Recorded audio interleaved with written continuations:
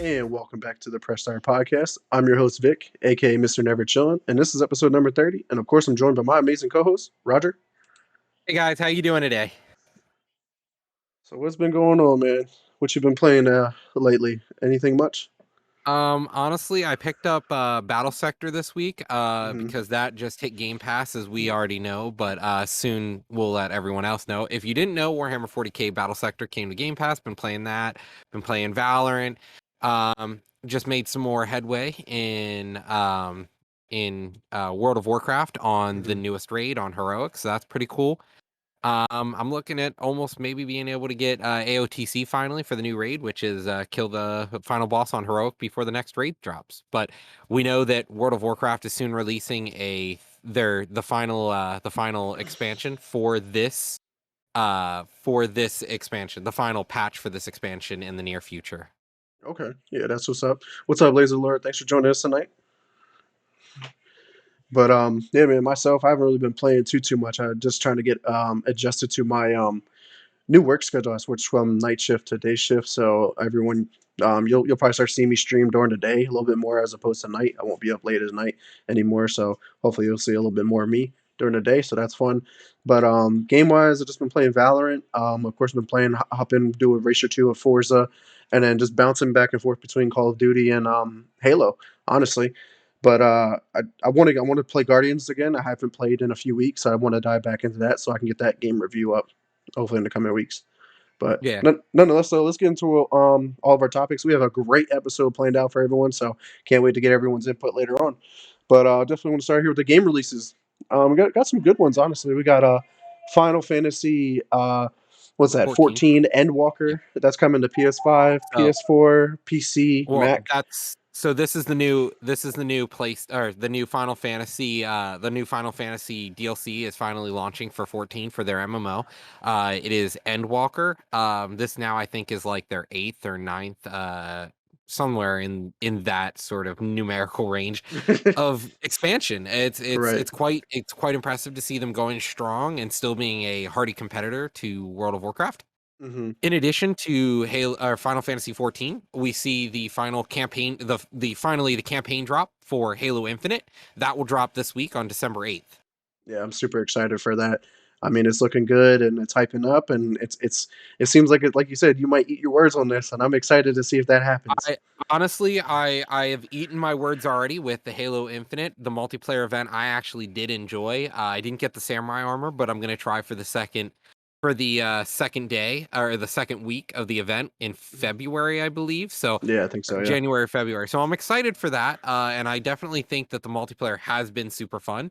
So if Hmm. the campaign, even though it's kind of a free roam campaign, if it's good, I'll eat my words. I'll apologize live on stream. But until then, it has to be seen. Right, and it looks like you mentioned the free roam. They said, given from the previews that everyone's been playing with like all the big gaming media sources, they said it's not like a massive open world that you may think. It's not like the Ubisoft open worlds, but it Yeah, does yeah. give you like that free roam, as kind of like how Halo One kind of did that in the first couple of missions. Well, You had like a Halo, free roam kind of way yeah. of completing the missions, and you can complete them how you wanted, and that's pretty Well, cool. Reach also did something like that where you could go into one of like three zones sometimes Hmm. here or there, and you could the same with ODST. Yeah, right. So ODST was, ODST was like an you open know, world game, pretty much. yeah. So, you got to kind of choose which mission you wanted to do next, and then you'd go do it. You would live the life of those people, then you would hop back to your ODST character.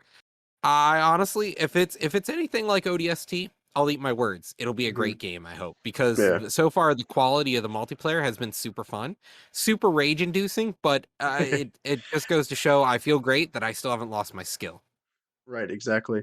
And one last game that we wanted to point out for releasing this week is Monster Rancher 1 and 2 DX. That's coming to Switch, PC, and iOS. That comes out on December 9th. I remember playing these as a kid, and these games were fun, and I just feel like being able to dive back into them now with higher fidelity and stuff like that, I think it's going to be a really fun Well, experience. and I'm excited to see it, but I'm worried that what are you gonna do? You used to get your monsters from putting CDs into the game console. So what am I supposed to do now? Put CDs into my Switch? I don't think so. You get other cartridges and put them in there. Yeah, yeah, yeah. You Well, put then I have Pokemon to. Well, in what there. if you got digital copies though? And then you're screwed. Yeah. Uh, or like if they base off of how many like games that you own digitally or something. I don't know. I'm pretty sure that they can find a way, or like Yeah. send you codes So or whatever. well, and the thing is, it's also on iOS, so I'm interested to see how they handle the idea of expanding your monster collection. But uh, moving on here, though, gaming news. This week we've got quite a bit of stuff, but we have a special event after the gaming news this week that we're gonna do. So we're gonna try and be quick about this. Halo Infinite announced this week that players are going to be able to opt out of crossplay. No, if they want to. Console yeah, yeah. They want to. They want to give the ability for players to opt out of crossplay. It's not in yet, mostly because players on computers supposedly may be cheating right now, and the console players are tired of this. What's your Mhm. thoughts, Vic? Uh, this is big. I think that there should be a feature like Call of Duty does. Like if you want to turn off crossplay, you turn it off right in the settings. And I think Halo should have it. I think that should be a no-brainer setting. And I agree. Like that's why I don't play Warzone anymore. Is because of all the cheaters and the hackers. Granted, yeah, most you can get it on the console for Call of Duty as well. But Yeah. Halo, it seems like most of the cheaters and the hackers are on PC right now. And I think by having that feature, I think is very useful. So I wouldn't be surprised if that gets added in the coming weeks. I feel like Well, that's a very simple feature. and like I feel so many games already have this kind of feature. Like for example, we're talking about Rocket League, Call of Duty. Tons of these games that really pushed crossplay as a thing in the early days of crossplay here, like 2020, 2019. So even earlier than that, actually. But with these games, they've always had the ability to, I don't really want to play somebody on the other console or on the other device. So it kind of really helped, I think. And I agree. Sorry, I had I to put that think in there. I'm hyped. you get, uh, and then I really think that, um, it it's sometimes like with Halo, playing with a controller is nowhere near the same as playing with a mouse and keyboard. I'll fight people to the end of the day that mouse and keyboard is superior. Mhm. And maybe some people just don't like to play against people who are tryhards on PC. So I Right. think I think this would definitely be a useful feature. But in addition to people wanting this, they have announced that before the end of the year, we're going to see 3 new PvP game modes be added. Vic, you want to tell me a little bit more which game modes they're adding? Yeah, so I think these are fan favorites that everyone's going to be really excited for. First up, they're bringing Fiesta back. That's a classic from Halo. Free for all. I'm actually really surprised that wasn't in there from launch, but I guess it's in beta, so they can do whatever they want. And SWAT. SWAT is going to be probably one of my most played game modes. Honestly, I love SWAT. I always did. I'm And I'm playing it I'm in blown away. Splitgate, because Splitgate has SWAT, and I was just like, oh man, I miss this feeling, man. To be able to hit your Well, shots. Oh, yeah, well, the thing is with SWAT has been a traditional game mode that's been around for a long time, and for them to remove SWAT from the game felt really, really clunky to me. I was super disappointed to see that it was just like big team or small team, and that's it. Big that's team, it. small team ranked, and that's all you had. But now that we get to see SWAT as a game mode, I'm excited. And Fiesta was a lot of fun during the event. I'm not gonna lie. The games were pretty poppin'. Yeah, I just love the randomness, but the vehicles I just seem out of place in that mode, and I've hated how like it was like a 4v4 game mode, but we were playing on big team maps, which felt really off. So I think if they fine tune Oh that yeah. and remove that kind of stuff, I think that mode could be very, very fun. Agreed. Now, if we would continue on here into the world of first-person shooters, Battlefield. Bad news for Battlefield. Farming Simulator launched last week and has Right. more concurrent players than Battlefield 2042 at this point does. Does it surprise you, Vic? Uh, should I be surprised? No, because Battlefield should be one of the most viewed games, one of the most played games because it's a hype game. Battlefield's a such a big game, but for Farming Simulator to come in here and like, yeah, we're better than you, but that just goes to show how poorly done Battlefield was and how big of a Yeah, flop it is currently. And I hope that it gets that redemption arc like Rainbow Six Siege. Remember when that I launched? That was an awful but flop, and I but hope it gets that, that why redemption. why are we allowing game companies to flop? That's the crazy part. It People are sucks. still investing in these games even though they're giant flops. So it really does suck. And I think this just goes to show we need more of this. We need games to be just trounced and made fun of for failing because at this point social media presence is everything. So we really got to Right. get people to show the community, yeah, you flopped. Now Right. let's And let's and show it that. really Let's sucks because like we see the impact of social media. Why do you think YouTube got rid of the dislike counter button? Like it yeah. doesn't show you how many dislikes there were because it was on social media showing how bad something was being disliked. But Yep. I think having that dislike button is important to show you, yo, our game fucking sucks. Our videos Yeah, fucking suck. Our it's trailers horrible. fucking suck. Like that should be a cue. Like, and I We think gotta do everyone should be able better. to see that. Like, I feel like Yeah, that should not be a feature that gets hidden away. I agree. And so we should continue talking about here though that Battlefield has not been discouraged by this, Mm-mm. and that Dice LA, Ripple Effects Studios, are going to continue working on the Battlefield Portal experience and future Battlefield titles. Do you want to tell me a little bit more about their restructure of the franchise though? Yeah, so basically they took Vince Zampella, who was the founder, one of the co-founders of Respawn Entertainment, who branched off from Infinity Ward all those years Yeah. ago when they had that dispute, and he was the head of Respawn, and he obviously helped create a lot of great games out of Respawn. You had Titanfall 1 and 2, you got Apex Legends, and we can't forget Star Wars Jedi Fallen Order, a phenomenal game, and he has done so well with that developer that EA has now made him like the head of like the Battlefield, like the shooter section of EA, and I think that's going to have a really big effect. And with them restructuring it, they renamed Dice LA to Ripple Effects Studio because honestly, I think this could cause ripple effects in the industry. I think what they're going to do is make changes, make their appropriate changes, and I think they're going to do really well. I think this is going to be big. I'm really excited to see what they do with the Battlefield franchise, and I think they're going to be trying to get other developers involved, like co-develop games, and I think that's going to be pretty cool. Especially like good example was on when we talked about it. I think it was In Exile and Crystal Dynamics who are going to be co-developing that game coming out soon, and I think we're going to see a lot more of that. Yeah, no, I definitely agree. But we should also talk about here the Call of Duty world because instead of trying to do better and be better, what does Activision Blizzard do other than let go of 12 quality assurance testers? At These least 12 people, yeah, at least these 12 people, at least 12 people were promised raises this year, but instead were terminated right before the holiday Christmas season. I Does this surprise you out of at out of this point, Activision Blizzard? no. No.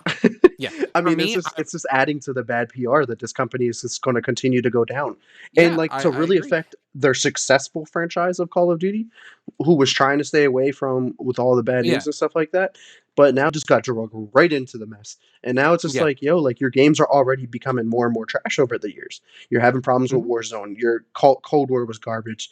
Vanguard is in okay, Even worse. like Vanguard's it's even worse. right. It's just bad to see the Call of Duty's direction, and it's just because there's no competition, and then Well, the leadership is and awful. even then, the one bit of competition we had was out of Battlefield, and Right, they're and look just at like, them. "Goodbye." Well, the fact that, like, you have flying they've gotten it to the point where people are flying the hoverboats through the air. In Battlefield. People have figured out how to break the game already. So I'm really disappointed to see this out of both DICE as well as Activision. You know, we're seeing a lot of fuck ups here. Right. And it's not going to get better. And I think Halo is the way to make this better because Microsoft has actually been trying.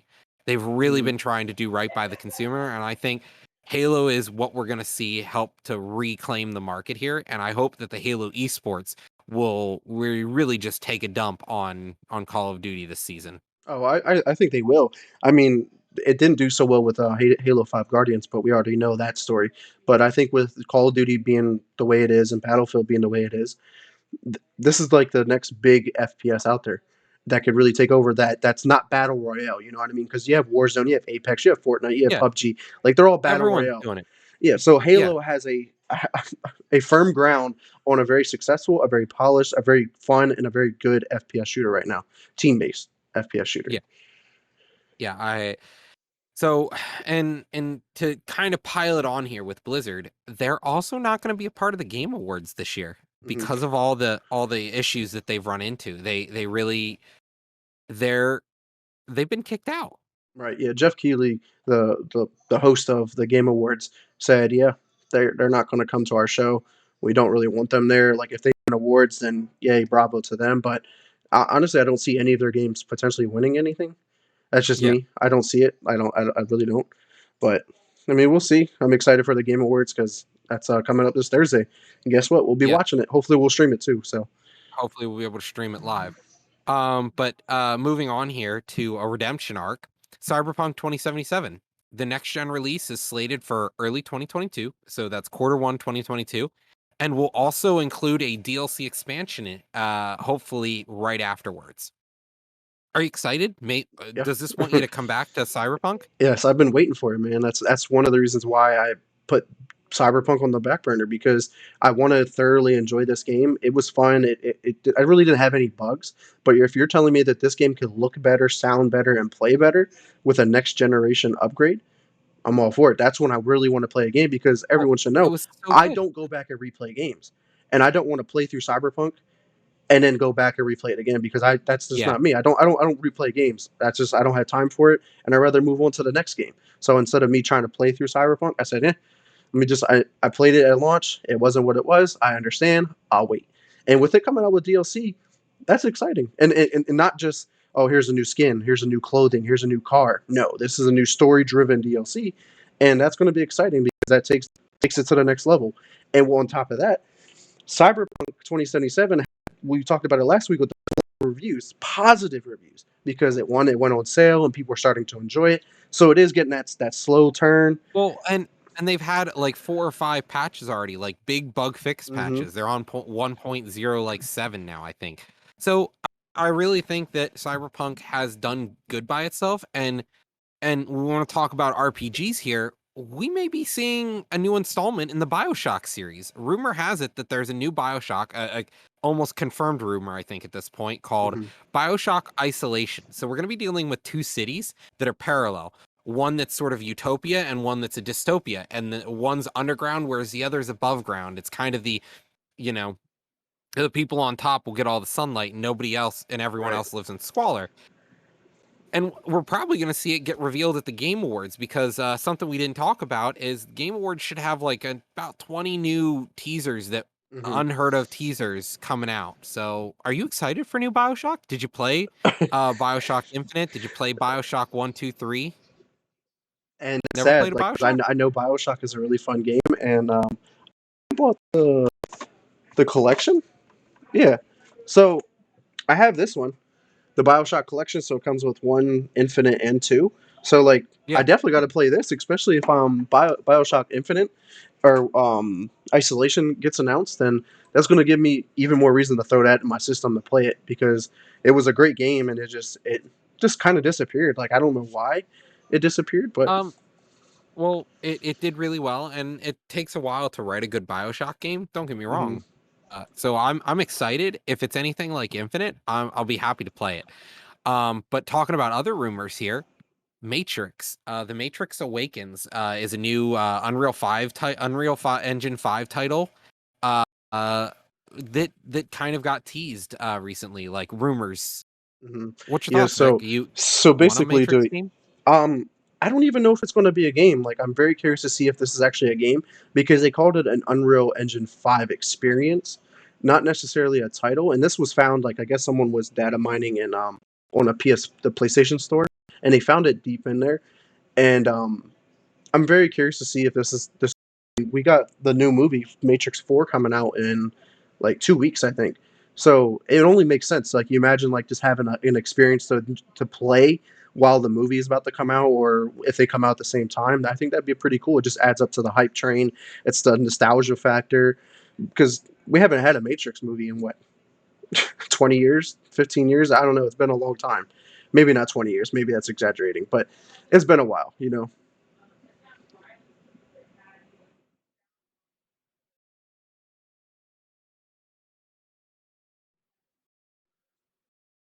I lost you. Can you hear me?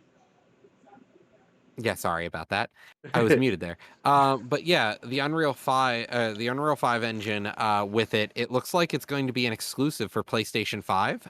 It's going to be potentially a VR experience, maybe. So Mhm. I'm excited. A VR experience in Unreal 5 for PlayStation to play in the Matrix is like bringing yourself into the Matrix. I think that'd be awesome. So now it's coming full circle if you're going to talk it like that. If it's a VR Matrix game, which is already like an augmented virtual reality experience like itself, and then with the whole metaverse that's kind of rolling right now with like a bunch of companies trying to get on board. Oh boy, it's going to be a very interesting future, especially with technology and games. I'm super excited to see how this goes. Honestly, I think VR is the future, as I've said before many, many times. But Mhm. uh, talking about another industry change, Nvidia. They're going to be re-releasing the 2060 line of RTX cards, but now they're going to have 12 gigabytes virtual memory. And hopefully they're going to be addressing the shortages here. Could you Mhm. talk a little bit about the Nvidia address shortage addressing? Yeah, I'm actually so confused because like if you don't have enough chips and you're running into the chip shortage, how are you able to make a an older chip, older graphics card? Like Yeah. I think it's I think it's a waste of resources. I just don't see it. I really don't understand it. Maybe you have a little hmm bit more insight on it or reasoning why they would do this. But I mean, maybe they get it on like a cheaper price because a 2060 card with 12 gigs, like yeah, it'll be an average card. It ain't gonna be like processes top of the line. it processes less. Yeah, it's going to process less. It's not going to be as fast, but it's going to have more virtual memory, which does help a lot for the graphics cards. So I'm interested to see where it's going, but a lot of people were memeing about it. Say gotta have something to do with yeah. Yeah, exactly. They need more stock in their warehouses, so it kind of helps them to build a card that is it's not as good, but it's probably more cost effective and easier to make. hmm Like I'm But wonder if Laser Alert's talking about like they have a surplus of that card specifically in their warehouse already. But like, why aren't they on the market being sold? Like I'm pretty sure like if they just sold them as is, like they would well, probably no, make tons of money. they're a new card though. That's the crazy thing. It's like a new card that they're trying to release, Yeah, but it's a but 2060 they're just series. upping the RAM or the virtual memory. So it's just like okay. I mean, this will just have to be a wait and see the specs and the stats and stuff like that on this card to see if it's even worth it, or Yeah. if they could have just Um, repurposed those resources. Yeah, it's essentially them rebrand it's re-releasing the 2060 architecture just with more memory is all they're trying to do. It doubles the memory limit of the card. hmm So, I think it's a mistake, but at this point the entirety of the graphics market is a mistake. So, Right. talking about other industry here, Take Two and Hazelight Studios are Take Two and Hazelight are having a trademark dispute currently because Hazelight recently released a game that's up for running this year in the Game Awards called It Takes Two. And Take Two Studios believes that the game sounds too similar to their trademark studio name, so they're suing. I don't think it makes sense, but Yeah. I just don't So understand it. Like I get it, but it's just like it's not the same thing. It's not like they're trying to make their company sound like their company. Like it's two different things. Like Take Two is a studio. It Takes Two yeah, is a game. Unless they and not really only planned on that, making a game called that too, but like it, I don't see it it. but and then it takes two as a play off the phrase the time old phrase it takes two to tango. So like the idea of the game is it takes two people to play the game. It takes two people to tango. And Take Two Right. Studios is like, oh, instead of like because Take Two is like to take two looks at something, whereas it takes two people. So Right. like conceptually it's even different, but they're like, oh, it's too close to our studio name. Yeah. We don't want people Which confused. will Blah be blah blah. interesting to see if they have to change the name of the game if that's what it gets to. But like, what would they do? Like, would they completely change the name, or would they just change it to what you were just talking about? Like, it takes two to tango, or like they can make some play off of it, so it's not just it takes two. Because you figure like Yeah. that's the whole issue. Like, it's three letters off from being the same name. Yeah, and how are they gonna rebrand their entire game though? It's already out there. They're gonna have to go through and rebrand all their PR marketing. Right. It's So, going to cost a lot of money. and this is an indie studio. It almost feels like they're trying to choke out an indie studio that is up and coming. Super successful, right? They're a super successful indie studio. Let's sue them for all they're worth because Takes Two Studio isn't very good recently. Yeah, not at all. Yeah, definitely not at all. I mean, like they've had their hands in Hades and GTA and Outer Worlds and stuff like that. So Yeah, I don't know. They got Take to get Two their and shit are together. yeah, they're the 2K, and 2K, let's be honest, 2K is not very good right now. Not at all. It's just another rebranding of the same thing over and over and over again. They honestly, They own Rockstar. So yeah, they're pretty much an unsuccessful company who's looking to, I think, choke out a an indie developer because they're Mhm. making good money. So, Right. but moving on to a little bit better company here, the industry leader right now, I'll say Xbox, Microsoft Studios. Their Series S console is the best-selling console on Black Friday this year. That's pretty impressive. Mhm. I'm glad to hear that. Well, you can't even get a PlayStation, but it's good to hear that the Series S is actually doing really well. It it just goes to show that the console is very good. The console is worth Mhm. picking up if you need a console instead of a PC or a PlayStation. Right, and it's at a great price tag too, like, they have the advantage over PlayStation with having a $300 console. To get in the next gen with a Well, $300 console is perfect because the Series S does 4K, 60, ray tracing, all that. The only difference between the Series S and the X, primarily is being able to run at 120 hertz at 4K, and most people who are buying that Series S don't have a your mic's muted, I think, but doesn't have a TV that supports yeah, 120 hertz. I have a Series and X yeah, and don't have a TV that can run it yet. So it's just like, okay, makes sense. It only makes sense to buy the Series S now, but it will be a exactly. console that won't be around as long as the Series X, I think. But it's definitely exciting. And what's crazy is like I And feel it's like every cheap. store that I was out shopping at always had a Series S on the shelf, and I was like, yeah, I want it, but I don't want to buy it right now. Like I'll You don't eventually need get it. it, Yeah, right? Like because I want to put it in here with my PC so I can like get and then get a capture card so I can play games from the Series S to my computer because there's games that I can't buy on the Microsoft Store or that are on Game Pass, and I want the achievements for it on my yeah. Xbox account. So No, I get you. And so, sticking along the lines of Xbox and Game Pass, and being able to buy stuff, Xbox Unlimited subscribers are actually going to get monthly multiplayer bonuses in Halo Infinite. So, in addition to a free multiplayer game, they're also going to get benefits for having Ultimate. It feels almost like Twitch Prime, Amazon Prime, more or doesn't less. it? Yeah, more or Yeah, less. I mean, like already you already get tons of perks and like free stuff in with having Ultimate because you get your perks of the month or whatever, which are pretty cool. Like you get YouTube Premium, you got Spotify, you've got Disney Plus, you've got in-game content for Apex, bunch of other games too that you got like just like charms or guns or skins or whatever it is. You got some kind of perk from it, and this just adds to it. And it's their title. They get to control this. They're not losing anything out of this. Like it's going to help them make money and yeah. push their title. It just gives them another perk to make Xbox Ultimate worth it.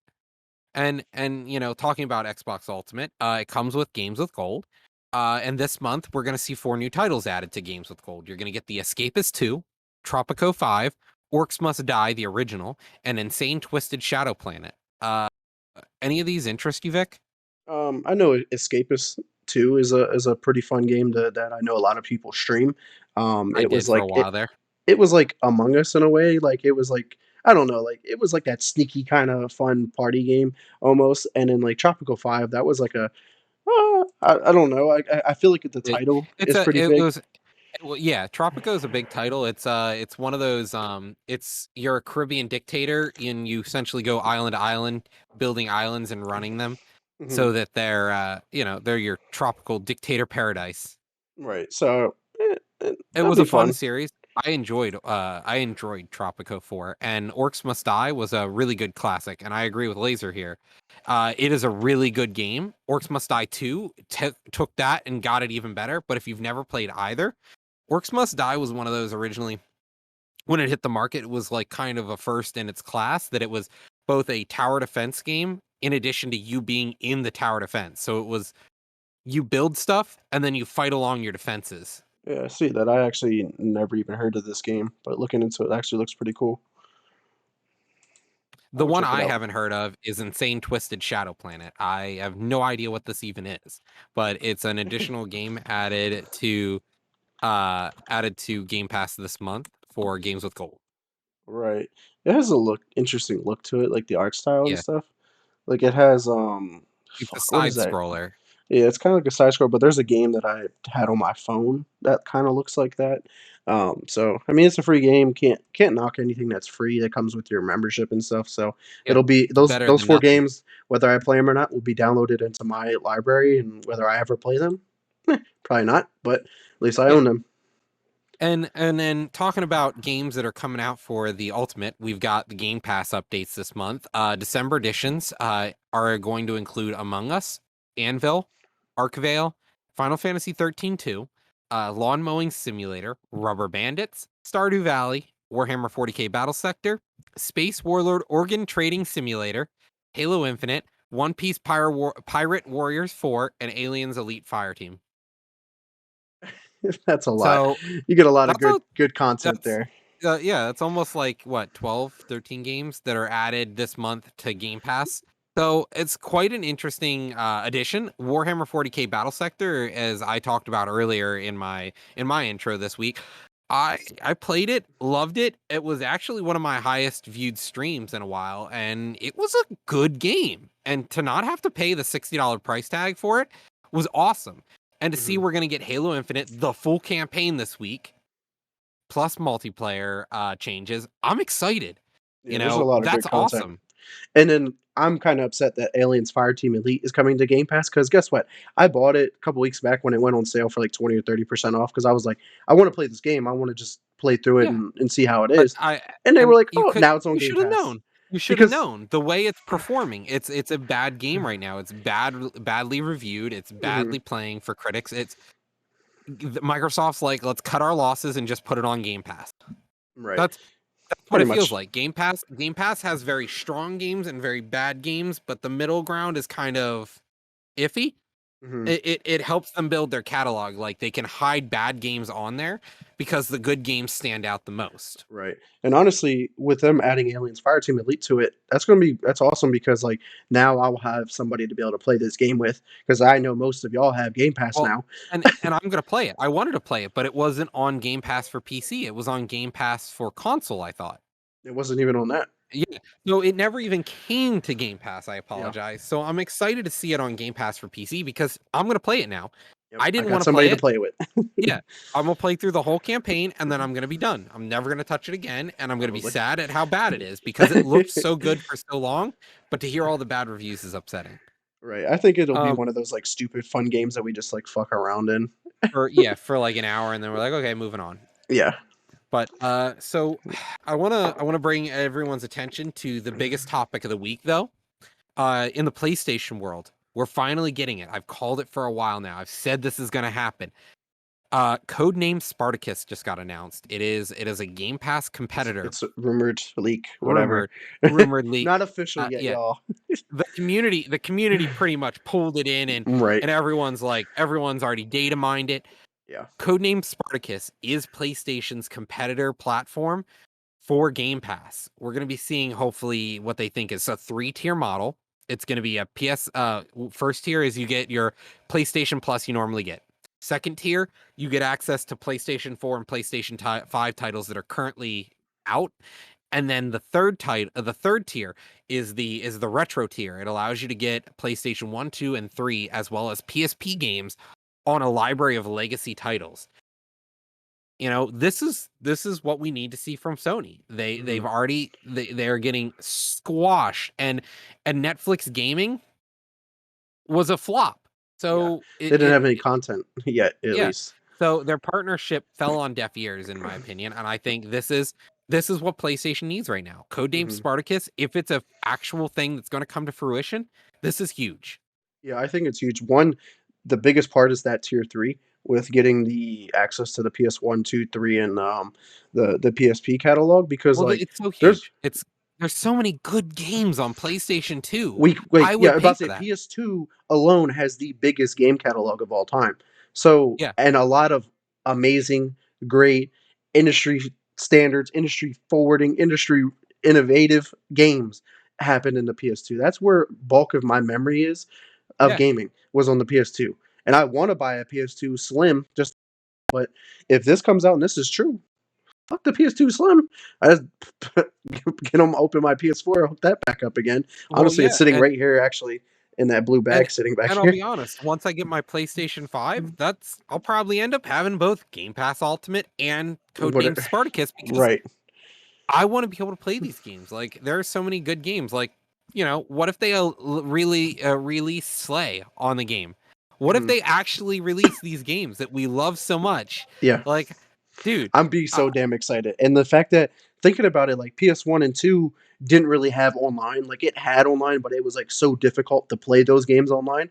Now it's going to what if have they bring it easy back? access to play online. I mean, granted, Yeah, that'll depend on like those companies turning on those servers if they're off or whatever. Like they would have to discuss that. But you imagine going back and playing like Slay online or playing SOCOM online, like that'd be crazy. Or Mag playing it on the PS3 game. That game would probably do very successful in today's world.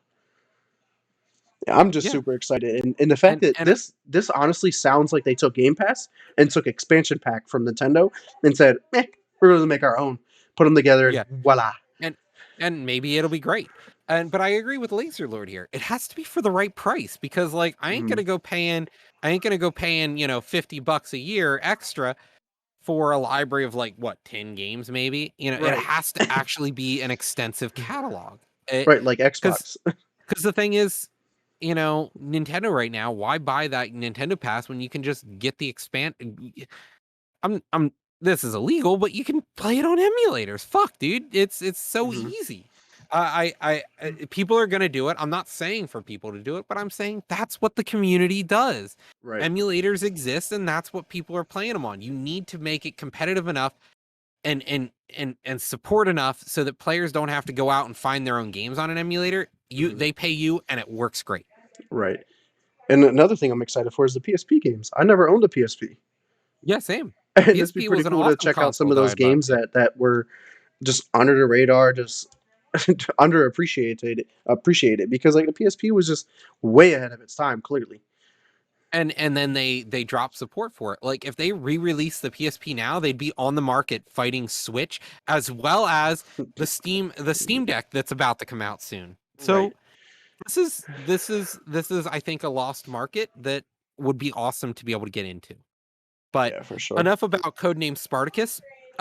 Since this week is the Game Show Awards, I thought that it would be a perfect opportunity for Vic and I to do a 2021 in Rewind with a tier list that we built of games that we played at the Chill Zone this year. So, as you can see on the right here, we have games for 2021. This is our tier list. Now, it's not every game that came out this year. It's only games that Vic and I really have played or us since we're the only the only hosts lately. This is the games that we played this year, or we wanted to play and haven't gotten to yet. So we're gonna rank them from S to D. We're not gonna give them numerical rating because sometimes it's a little hard because typically you don't play a game that goes under a 6. It's just not worth your time. So I'm gonna go ahead and start it out here and give it to Vic. First two games, 12 minutes. 12 minutes was a game that it was a small. Was it an indie title? Yeah, yeah, it was an indie Yeah, title. It was actually one of those like, wow, I can't believe. But what really won it was the fact that their voice actors is what really took this to the next level, and they had like Daisley Ridley, they had James McAvoy, and they also had William Dafoe. Like those are three big names in Hollywood that most people that know their face.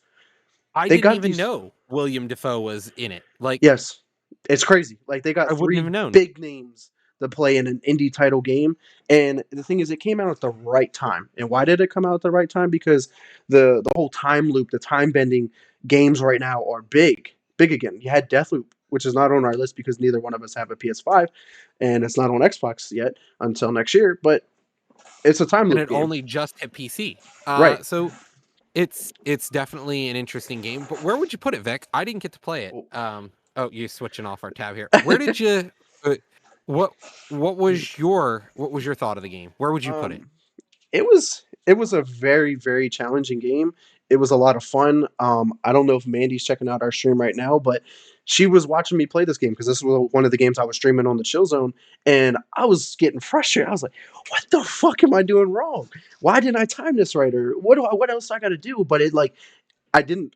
I just that actually game might have been my longest streamed game at a single session. I think I streamed for like 4 or 5 hours straight, and I Yeah. eventually beat the game.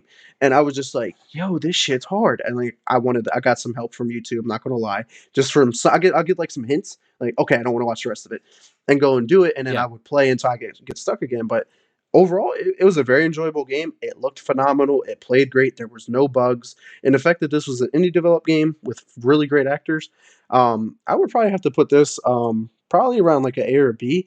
It's just like I'm torn. Like it's a good game.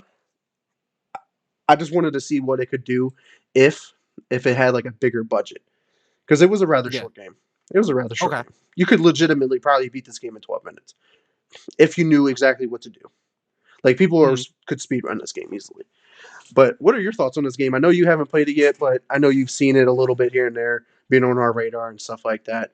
I would have given it a try. I just never got around to it because I've been playing so many other games this year, so many small game titles that released or things that hit Game Pass. So for me, I would put it at something like, for me to want to play it, it'd be in a B tier. It's definitely not a no. It's definitely not like I don't think so. It's like I don't know, maybe, but it's not something I'm like, yeah, I'm gonna go out of my way to play it. I barely even heard anything about it at the time. Hmm. Yeah, I was following it ever since it was announced, and I mean it's on Game Pass, so you can always go check it out at any time as well. Yeah. Now because So this came out around the time, I don't even think you had Game Pass yet, to be honest with you. yeah, I don't think I did either because I didn't get Game Pass till halfway through the year. Hmm. Um, but talking about games that I didn't play and definitely won't play, NBA 2K22. So this released this year. It's just another sports game. Where'd you? Oh, righty, that was quick. That is where I would have put it. Oh How man. the innovation isn't there from what I hear. The game is just the same thing over and over Mm, again. I don't know if like the innovation's not there, but this game really took a step backwards for me because I feel like this game is trying to be something it's not. Like it really was trying to be like Cyberpunk, but I go play basketball because it had like an open world, like you're roaming the city and you go do quests and stuff like that. And you had like a story and like you're going through, like you have to decide if you're going to college or going through the G League before you get to the NBA. Like it has content there.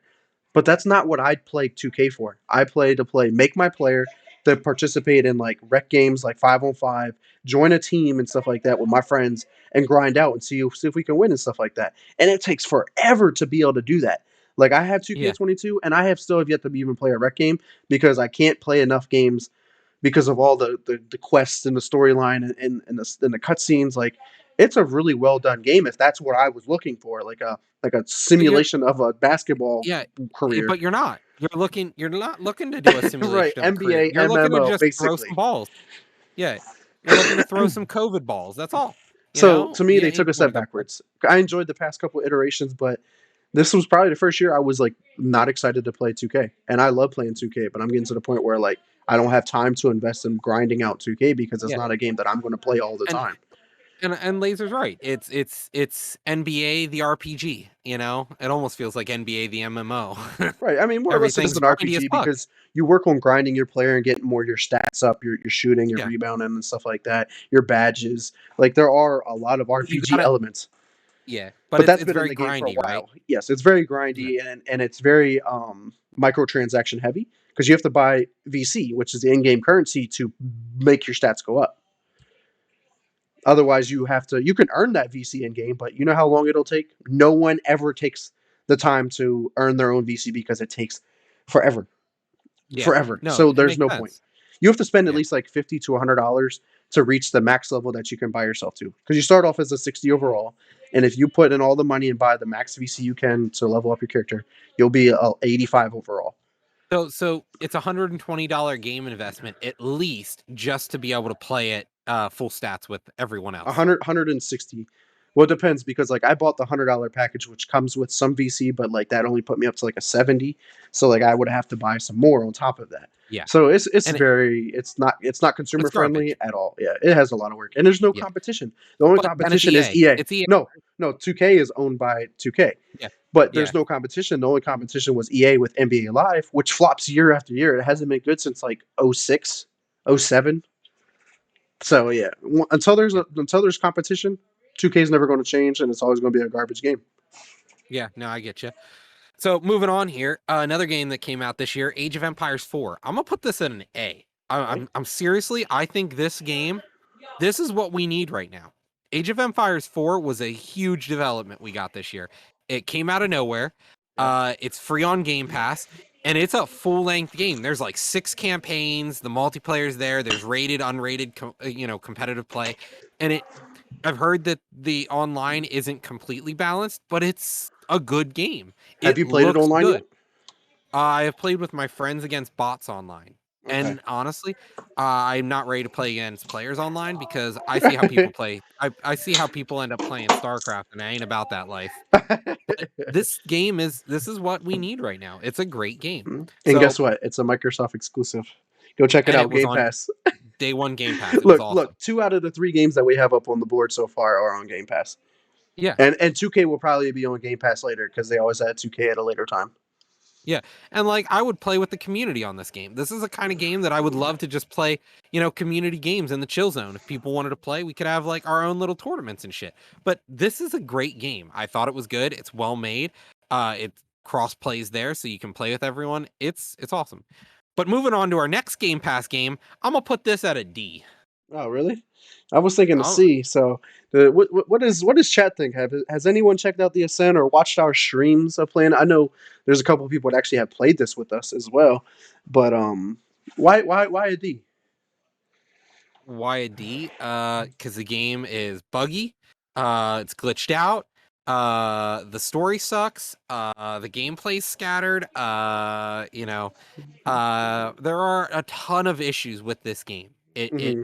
It doesn't feel good at any given point. It feels like we made this huge open world, but then we didn't fill it with much. And it's like, well, every time I'm walking from place to place, they're like, "Oh, just go all around looking around for treasure chests. That's the content. That's the game. It's just you going around wasting your time looking at stuff. If you're following the story, then it's like ba ba ba ba ba ba ba, and you're going through. But then like the bosses, it went from like, okay, here's the difficulty, and then they were like difficulty. And it's Right. like, We, wait, we where'd the were just difficulty mowing go? through people, and we hit to the point where we weren't high enough The level or spider. whatever. Like we hit the spider boss. And that the difficulty was like, oh, okay, it's like gradually and the Yeah. spider's just like, I will melt your face. And I was like, he Okay. did. We Yeah. died like twice to it, and I was like, well, this is Yeah. I garbage. think we decided to go do a couple side missions and then come back, and then we were No, good. But we kept going, but we off screened it. We killed it off screen because mhm. like the balancing of the game was just bad. And I have Honestly, so many issues. right. I agree. There's a lot of issues with this game, but the way I look at it is why I put it at the C level is the fact that it's an indie developed game that didn't have a big budget, but it tried Well, to be a big budget game. yeah. Um, And if but this game got the funding it needed, I think this game could be phenomenal, and that's why I want to put it in the C category. I think the studio is the problem here. Hmm. They haven't had a good game yet, and then they were tasked with making this, and Hmm. it just goes to show that maybe the studio is the issue. Right, or But or this might have been another example of delay yeah, your game another couple months or a year, get and some actual you good testing. right, and because this game might have been successful if it had some QA or some betas or some closed betas, give it out to some player base, especially like because it released on Game Pass. You could have gave it out to some Game Pass members. Hey, check Yeah, out this game real quick. Let us know what you think, yeah, and play it and it in would have beta been real better. quick. But like, Yeah, I haven't played a twin stick shooter in ever. Honestly, yep. I really don't think I have. It may have. I can't remember And if I have. I don't feel as though that was the issue. The Right. fact that it was twin stick, it was redefining the series, the game again. It was redefining the genre, and I was Right. excited. I wanted to play it. I wanted it to be enjoyable, but Because I literally sat in missions where it bugged out, and we are like, well, this well, sucks. like, I hold had on, can you I had reinvite me? Can you kick me out and reinvite me? I had scenes where I was looking at the back of people's heads because it glitched, and it was Right. like. It was just so bad at places. So I Right. And fine, it I'll looks leave it at a beautiful. C. And Yeah, it that's looks the crazy beautiful. part. It I visually that was looks it. stunning, and that's the crazy part. Like, Visually, the visuals and the audio was fine. It was great, you know? It but the gameplay and the scripting was bad. Um, but moving on here, Villages being We got Back for Blood. Hey, we haven't hit the village yet. We're on the ascent. We'll move down the Right. list. Actually, Yeah, we're before we moving move on, across the screen. Philipper, you played the Ascent with us. Which category does it need to be in? Does it need to be C or D? He'll be our final factor on this one since he played with us. But I hope the Ascent can Needs to be in the trash. We don't have a trash can yet. Shit. All right, let me add a trash can real quick. Be right back.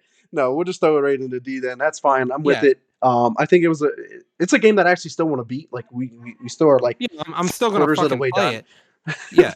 Yeah. We're almost done with it. I just want to see how it ends so that I can say it belongs in the trash and then actually add Burn lighter it fluid to that trash and can. light it. Yeah.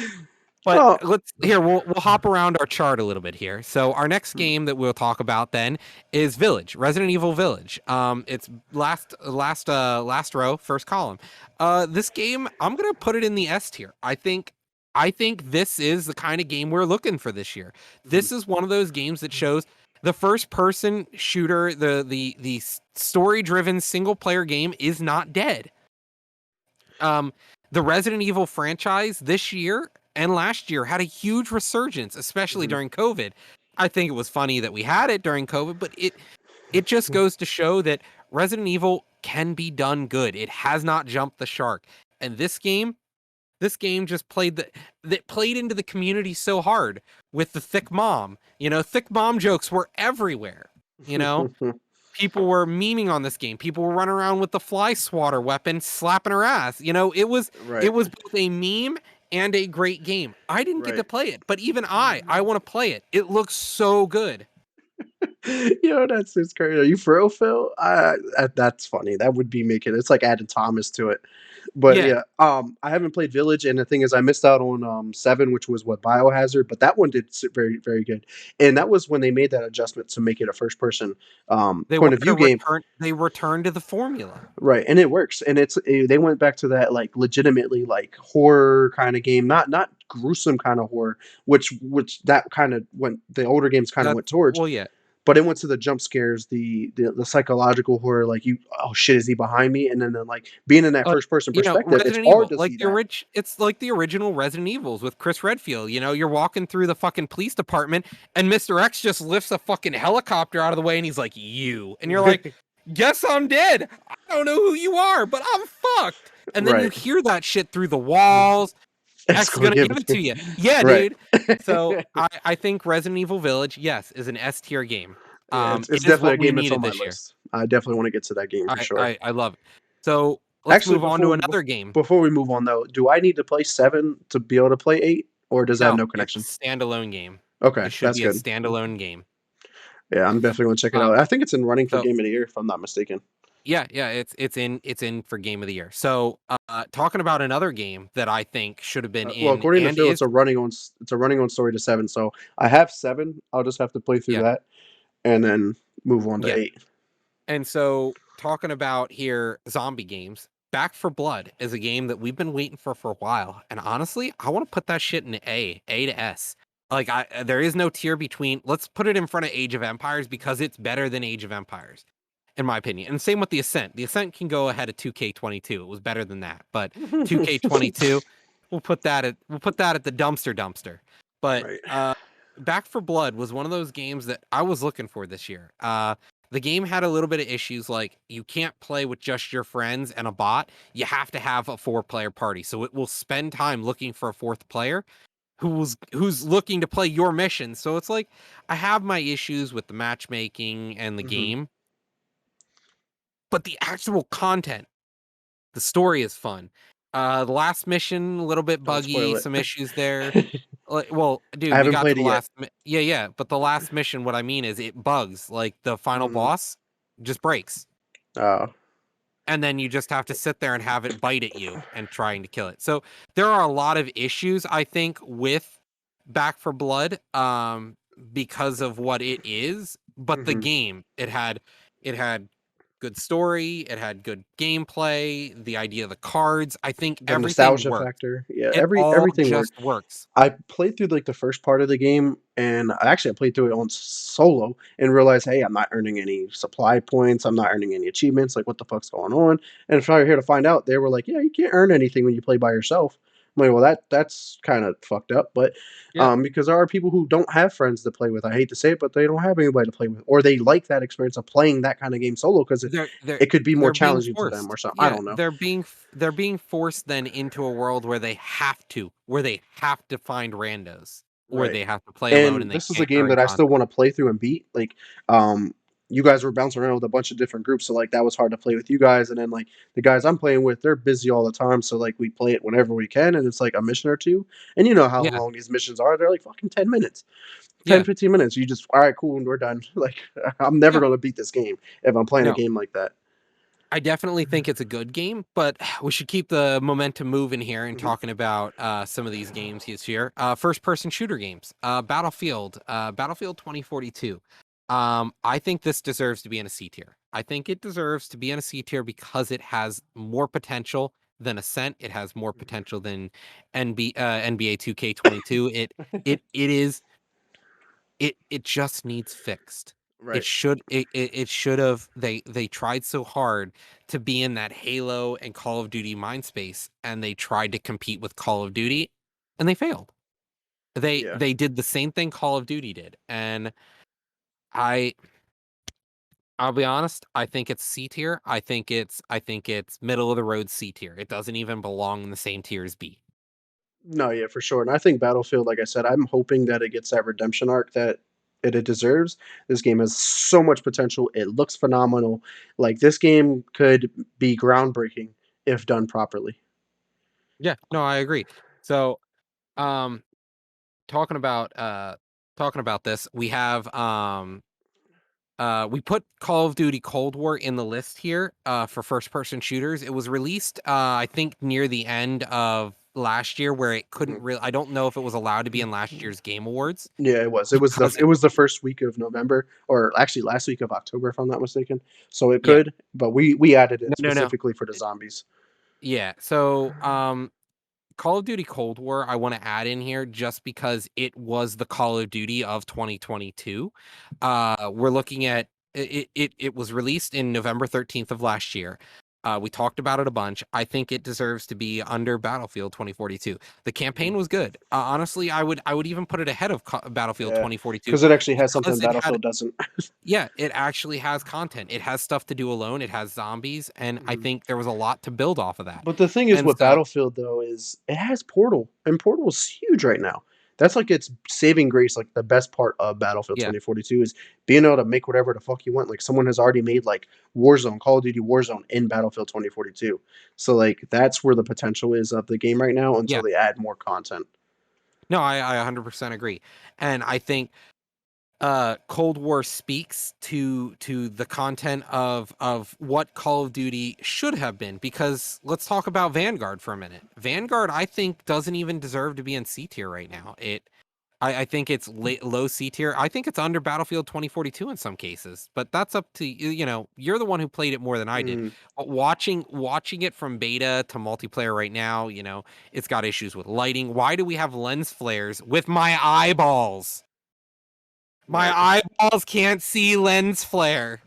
Yeah, it doesn't make any sense, but, like, the interesting is, like, I haven't played Cold War's campaign or Vanguard's campaign, so I can't talk on either of those, but multiplayer-wise, Vanguard has a better multiplayer than Cold War because it plays like Modern Warfare 2019, just with older guns. So, like, that's where I would say, "Hey, it's here," but the lack of content being, like, Well, the the the zombies. The zombies zombies is a is where single right, the zombies zombies is where flopped. I There's not put a even a bullet. real zombies mode. The zombies mode does not exist on Vanguard. That is the only reason I would have bought it, and it's a fake version of zombies. Yeah, it has a I'm lot of I'm work to do. beyond I'm beyond upset. But let's talk about zombies. Let's actually talk about it. Call of Duty Cold War released Forsaken Zombies 3 months ago, I think now. I want to put this in A tier. I think this is not as good as Back for Blood. I think because it's not a standalone game, it can't really compete against like Age of Empires 4. Mhm. But this is a DLC that we got for Cold War. It is a standalone story for zombies. I think this Forsaken for me, it was a fun map. I enjoyed the ending. I enjoyed the story. It leads us into the next zombies franchise, which is non-existent right now. I'm excited for it. How about you, Vic? Did you enjoy Forsaken? I know we like speed ran it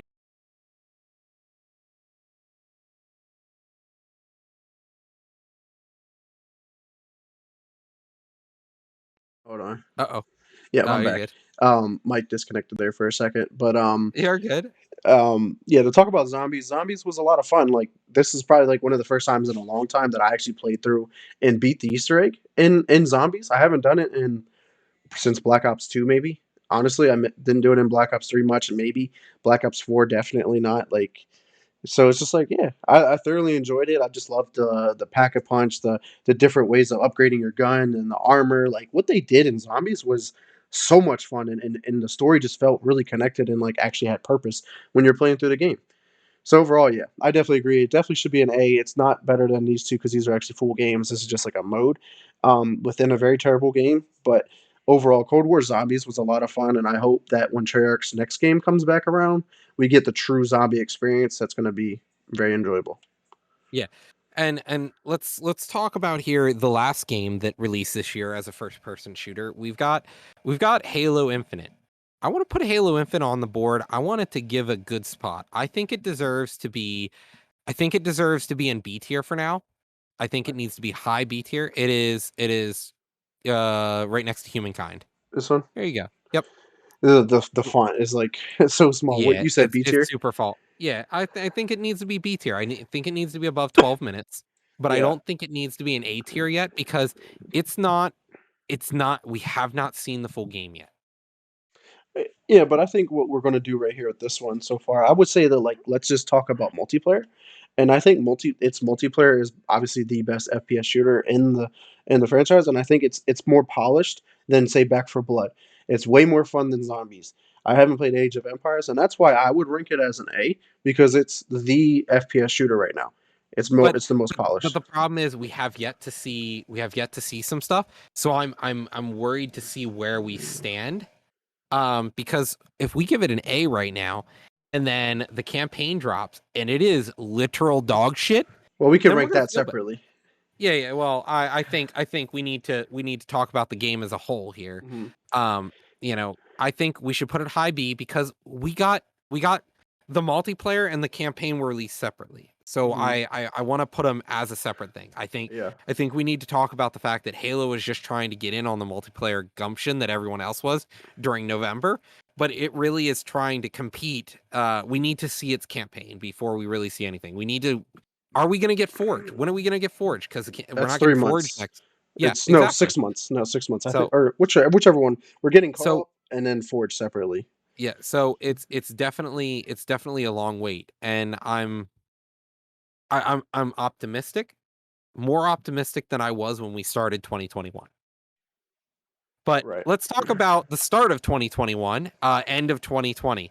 We had Cyberpunk come out at the end of last year. It's up for Game Awards this year because of its late release last year. I want to put Cyberpunk, I want to put it in the A tier. I want to put it at low A, Yeah. but it should have been S. Why did Yeah, it we should put be it here. here? It should have been S. It should have been above Village. It should have been Mhm. the game. Right. I'm not gonna say the game flopped. Mm-mm. I like honestly, It it depends on could your do for break. a beat. Yeah, it really did. The game pushed computers and consoles to the limit, and I'm sorry for the people who had PS4s. I'm sorry. Or the original Xbox One. Yeah, it did suck, but the game wasn't meant for those consoles. Like it's like saying, "Well, I want to be able to take my moped on the turnpike." Sorry, it's not going to do 70. Yeah, I definitely 100% agree. Cyberpunk is and was a lot of fun.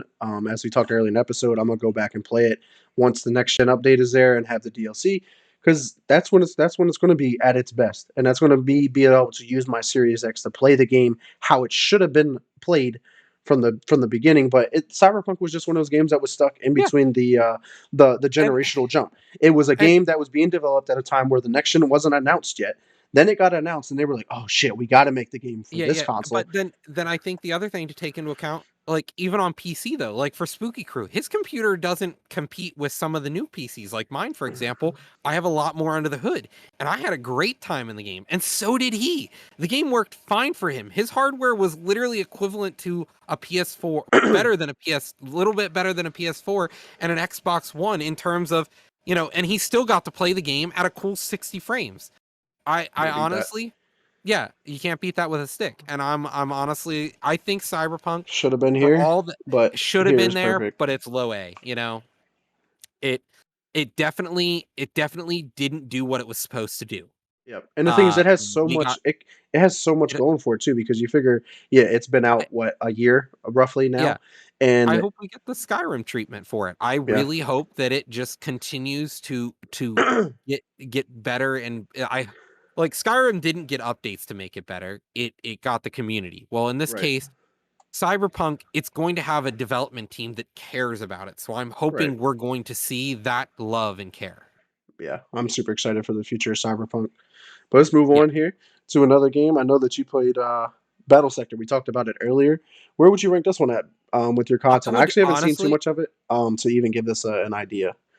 Battle Sector to me, I would put in the A tier. I would put it in the middle of the road, maybe potentially ahead of Age of Empires 4, Really? maybe behind it. I honestly, I would put it behind it, I So think. you saying it's better than Halo Infinite right now? Yeah, as a fully finished game. It is a fully finished game. It has multiplayer, it has custom games, it has a story, it has what it's supposed to have. Halo's like, well, here's half the game. They gave us half a game a month early. Don't get me wrong. I'm happy I got Halo a month early. I love playing the multiplayer, but we only got half the game. Once Halo drops that, once we see Halo Infinite's campaign, then we can say for sure, does it deserve the A or S tier that it has? I Hmm. think I'm going to leave Battle Sector behind Age of Empires 4 because I think Battle Sector is a single player game where it could have had a little more potential to be a Hmm. like this is the closest thing we're going to ever get to a 40K board game, it feels like, and it is great. You know, according to Metacritic, it got as a 74 Metascore with a 7.7 user score, which isn't bad. That's all but an 8 out of 10. Yeah. So it's definitely a solid game. It just has some issues, but Yeah. I'm not sure if that game's going to be like one that gets updates and whatnot in the future. Supposedly they may add some factions and stuff to play in it because this engine, if we get games like this to continue moving forward in this engine, this is what we need right now. Right. Okay. Spooky Crew agreed. Yeah. He said it. Yeah, He said it isn't above it's AOE 4. definitely not. Yeah, AoE Yeah. 4 definitely deserves the spot above Battle Sector, but we got two great strategy games this year. Yeah, exactly. AoE 4 was it literally came out of left field and it destroyed RTS games this year. Yeah. It Easily. it is what it is. Let's So move on to another game that destroyed every game. Forza. S tier. Easily. S I'm S. putting this above Village if it'll let me here. Yep. I am I would argue for Forza, and honestly, Spooky, I'm all down for it. You can argue it's an S tier. We're actually going to publish our template here for people on the tier list website. If you guys want to have your own tier list, we'd love to see the community's reaction to what they think this tier list needs right now. Mhm. And for us, Victor and I both agree that Forza Horizon 5 is the game we need right now. This game, this is where racing games should always be. This or better. Mhm. Yeah, I definitely 1000% agree. Forza 5, the Forza never ever disappoints. But Forza Horizon series also never disappoints. Playground Games does a phenomenal job, and this game looks like I'm racing in real life half the damn time. I've never even been to Mexico, but I feel like I'm in Mexico every day. I'm driving in them cars. The music alone is so well done. You get so many great stations that have just good music. They are so well done. Like Right. I'm listening to Saint Motel, one of my favorite bands that I got to see live last month. I'm like, wow, this is awesome. I Imagine love that. this Okay, band. that Uh, is cool. yeah, like I'm like I'm listening to this music that I love on a day-to-day basis, but now it just meshes so well. It just gives you these goosebumps playing the music and Mhm. just driving around. Right, and I just love the tie into the culture of Mexico, man. Like from the music to the people that are in the game that you interact with, to the art all over the map. There's just so much here, and this game is going to be a game that I play for 2, 3 years easily because I did that with Forza Horizon Well, 4. I was playing that and from 2018 when it released and until this game was released. yeah, and what I gotta say about this is it's got quality. Every week is a new event. They change the season, so Yep.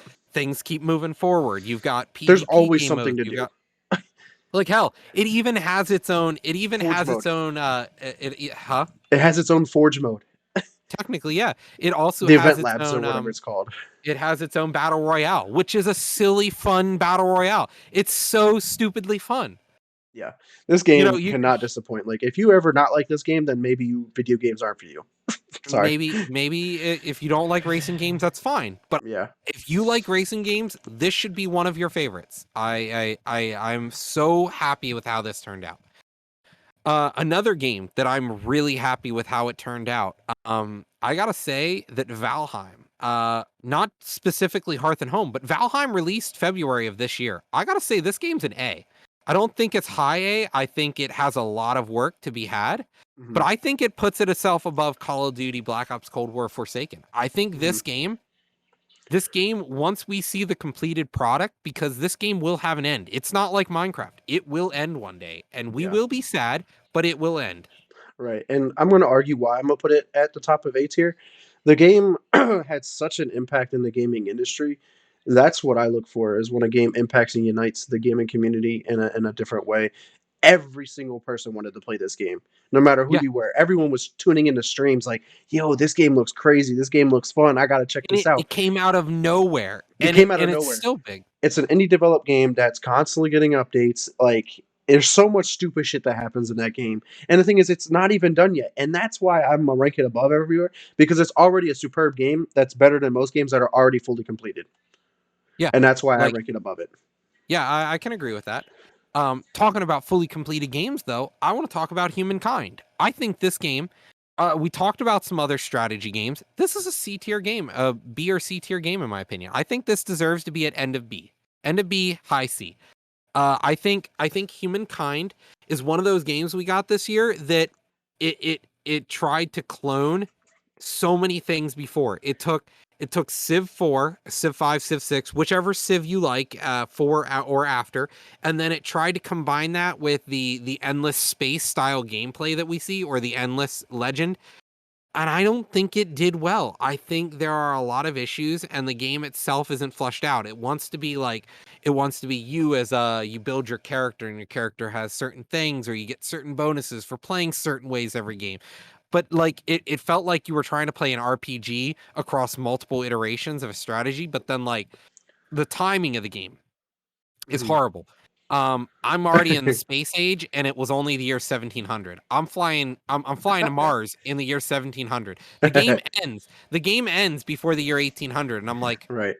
Well, why am I in the space? they did always say that if the Library of Alexander, if I'm not mistaken, if that's what it was called, if that was not ever destroyed, and actually we could have got all the information from that library, we could be in a different Yeah. part in society, like Well, yeah, existence. Like they said that there was so yeah, much knowledge in that library that could have took us to the next level. Like we might already be space traveling on a regular basis because of that much information that was there that was yeah. lost. Like there's a bunch We of may what ifs not and have gone through the conspiracies. dark ages and stuff Right, like that. yeah. There's a But lot what of conspiracies behind that, but I'm that 1700, I like, you could play out your history, and that could have been a reality. could have been. And I think Humankind had a lot of potential, but I think the gameplay of it's trying to compete against games that already exist, and it Mhm. flopped, in my opinion. Yeah, It's nowhere, it doesn't hold a torch towards even some of the newer civs that aren't very good. but one of Um, its benefits, it was on Game Pass, right? If I'm not mistaken. Came yep, on the it Game was Pass, free. so it It was gave it a free on Game chance Pass, to not and it spend was $60. broken. It was broken week 1. You could not play with a friend on Game Pass week 1, week 2. It took till week 3 till the game was playable on Game Pass with other people. Right. But let's move on to another game that I know the community is interested in. I know Philipper is excited, but Returnal. Returnal is arguably in the talks for Game of the Year. It looks fun. Actually, this is one of the main reasons why I want to get a PS5 because this Yeah. game looked like it was doing like a different take, a different genre, and I think that Returnal is just one of those another Sony single player really fun experiences that is different than what we already have. It's not like Last of Us. It's not like Uncharted. It's not like Forza Horizon. Jesus, Horizon. The Horizon games like Forbidden West and the other one. But this is a different take, and I'm really excited to check this game out. And I understand why, because visually it looks stunning. I want to Yeah. play this game. And I'm excited to try it. This is one of the reasons I also want a PS5. I don't like horror games, but I want to play this. I want to play this. I want to play Resident Evil Village. This is one of those games that I think it deserves to be up there. It is definitely an S tier game. Well, I thought it was horror. I guess it's psychological or something Yeah, then instead. So yeah, yeah. it's still meant to be a thriller game. So Right, and look it at that. Look at the S tier yeah, games. We have two like thriller, like psychological horror games yeah, that are doing really good, and that's the trend right now. Is seeing the uprising, the return of like true horror games that are actually fun. And to stick along the lines drag of you horror in. games, this game here, the medium, right? This game is probably like low B, and Yeah, I'm only doing that because this is one of the first next gen games that really took advantage of the hardware. Like this was running the SSD to the max. This was running two worlds at the same time, something that most games can't do, most consoles can't do. And it was a lot of fun. The only reason why I'm ranking it like this far down in the B and C category is it had a lower budget. It kind of felt old and clunky with the controls. Like it was like a walk over here, click on this, then it brings up the screen, and then I can look around again. Like that's not me. I don't like looking like that. Like that's slow pace. Like I could have done way more in that time. But that was yeah. just part of the game. It was the mechanic. It was different, and I'm eager to get back to it because I haven't beaten this game yet. But it was a game that I was like, it's just not a game I'm into right now. It's not what Yeah. I want. I want to be upbeat here. Let's go back upbeat a little bit here. Pokemon Snap. I want to go to that one. I think this is the game we need to talk about this year. This deserves to be in the S tier, I think. I Okay. I I, there was no issues with the game. The game was what we wanted out of Pokemon. It has so much replayability. The story was fun. It just this It game hit that nostalgia factor. it hit the nostalgia factor. It didn't flop. It had all the content we wanted. It was fun. It It didn't was seem there. buggy either, which is good. Mhm. It Yeah. was it was what we needed right now. This game, I don't think it has it can't compete with Returnal or Village or Horizon 5 because of what it is, but it is better than some of these other games on the list. It's better than every other game on the list right now in my opinion. Um I finished Pokemon Snap and I felt good about it. I still have yet to finish Cyberpunk because I felt like the game didn't feel good all the Right. time. Battle Sector, it feels good, it's fun to play, but I wasn't stopping everything I was doing and playing it every night until I beat it. Like I loved Right. it. I thought Pokemon Snap was great. Right. And let's stick along the lines of a game that we needed. It Takes Two. We talked about it earlier. It's dealing with some controversial issues due to its the name and stuff like that. That's beside the fact. But the Honestly, game is, I would say, arguably S tier. It is actually in run for Game of the Year at the Game Awards. This game was great. It was a I way to think be it's able to better than bond with Pokemon someone. Snap. I don't even know where to put it on this list because it's like one of those games like, yo, it's good. I haven't played it yet. I actually downloaded it. This might be one of the first games that I'm actually able to play with my girlfriend because she don't game. But I want this to be like a Yeah. game because it talks about like a man and a woman because like they're falling apart, their family's falling apart, and like it just helps you focus and have fun and realize like, yo, sometimes you need to take a step back from what you're doing and going on in life and refocus. And it's by a studio that has made this is now their second game it's co-op only. Hmm. It's a co-op only game. It is something that like yes, you have to have a friend to play it. I know that's hard, but like Guess what? It has for that friend me, pass. yeah, You one it person has buy the friend games, it anyone else can play has with you. friend pass. Exactly. That's what I was gonna say next. The fact that you can play with one other, you can get literally anyone. All they have to do is download the free version of the game, and as long as you own it, anyone else can play it Hmm. in the world. And you're not stuck with just one person. It's literally they download the free version and join your lobby. That's it. It just works. Yeah, and Um, I'm really excited to play it. And the fact that like you talk about their other game, Hazelight Studio, A Way Out was phenomenal.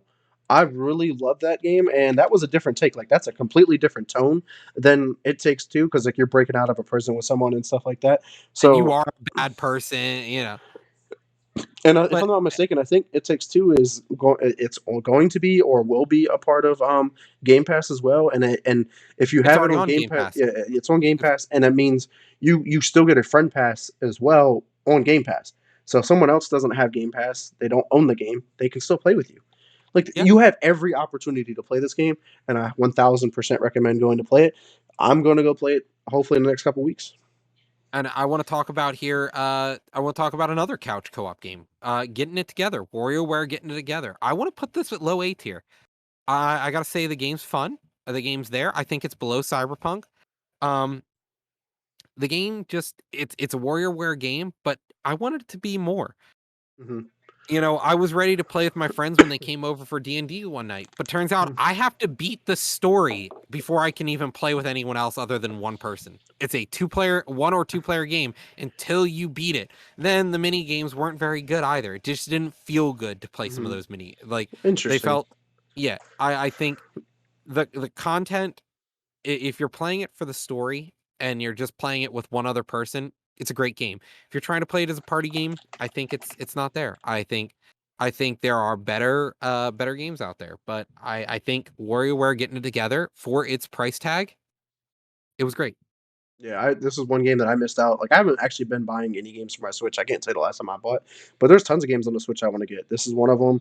I want to get the new Mario Party game, Superstars. I want to get the Mario Golf game, the new Pokemon game. Obviously, there's a bunch of games on Switch. The Switch is doing really well right now, man. Like a lot of their releases have been they're constant new games, and they're different experiences. They're fun.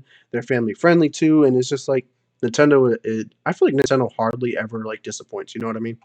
Yeah, and I was expecting more from it. Um, and I didn't even put the new Pokemon on here because I didn't buy it. I'm not gonna get it, I don't think. I don't even know, Vic, is this something you plan to play? Yeah, Because because Diamond and Pearl were one of my favorite ones don't to get me play. wrong, and that's why I don't want to play it. It feel like watching people play it, I am so disappointed. I am so disappointed at it. Yeah. I mean, I just wanna check it out and see and compare it to the OG. Just like I wanna eventually get Soul Silver or Heart Gold, but that game is, like, for some reason, like, impossible to get. Like, you can't buy it anywhere, and when you do, it's like $150, $200, and I'm like, yeah, this is weird. What's up, Akeem? Thanks for checking us out, dog. We'll definitely be playing some, hopefully some Valorant after this. Yeah, Um, but, yeah, for sure. But let's move on here. Um, let's move on to one of my favorite games of the year. And honestly, it's clearly an S tier for me. And yeah. it's a game that this right here is the biggest issue. I can't go back and forth for some Honestly, reason. honestly, I would put it under Returnal. I think watching this game, it is an indie studio. It is stood up against all these other games. It looks very good. I want to play it now. Watching some of the content for it, I think this looks like a great game. I Right. honestly have no issues. It's talk for Game of the Year, for one of the 30 categories for Game of the Year. So Hmm. I'm excited. I'm definitely excited to watch and see what happens. Yeah, this game should arguably win Indie Game of the Year, I think. Even though like it's going up against a lot of great indie games this year, as it always does. Yeah, Because the indie market right now is just flourishing, man, and I love it. It really takes gaming to the next level. It pushes the industry. But Death's Door was one of the most enjoyable experiences. Like it had like that Dark Souls kind of feel to it, where like, damn, I keep dying, I keep dying, I keep dying, I keep dying, I keep dying, I keep dying, and I never want to put the game down. I'm like, you know what? I'm gonna do it this time. I'm gonna do it this time. I'm gonna do it this time, and then never get it done, and then eventually get it later on. But it's just like it had purpose, had meaning, and like the story is really dark. Like the story, you're like, oh fuck, like yeah. shit. Okay. Yeah, it looked like a great game. It reminds me of for you're a little bug knight, Hollow Knight. Hollow Knight, Hollow yeah, Knight. Yeah, it yeah, not even reminds like me of that. Hollow Knight. Yeah, Yeah, Hollow Knight like is like Ori, where it's like a platformer oh yeah, almost, yeah, where I'm aware. But what I'm getting at is that kind of the story, yeah, the indie game level, the darkness of it, it looks so good. mhm, And honestly, I want to give it a go. yeah, But one thousand percent play it. Please play it. talking about another game here that platforming, Metroid Dread. This came out this year and it looks great. It is a traditional Metroid game. I would put it near A or S tier, high A, low S tier. It is, from watching it, I don't hear any issues with it. It's not like super super big in the news, but Metroid Dread is highly rated right now actually. It's an 88 on Metacritic, 4.8 on GameStop, 95% on Google, and I believe Metacritic has it at an 88. Yeah. 8.7 user score. It Hmm. holds an 8.7 user score as well as an 88 from critics. This is what we need right now. We need these AAA studios that are going to continue to live off of their IPs to actually come through. I Right. think this deserves A tier.